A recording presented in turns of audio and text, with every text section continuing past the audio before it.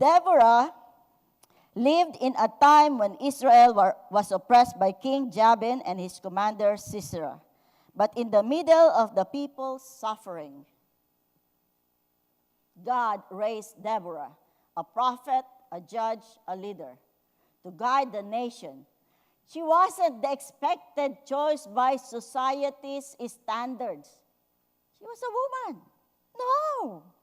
But she was God's choice. She was God's choice.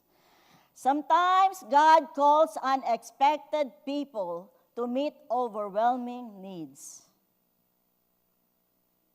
Ordinary people. Don't say, oh, you feel it in your heart, but no, I cannot be like that. Like Moses, right? You will lead my people. I cannot. You know, he acts like that. And sometimes that's the barrier in doing God's call, not answering it. Unexpected people to meet overwhelming needs. God does not ignore our struggles. He equips leaders like Deborah to respond.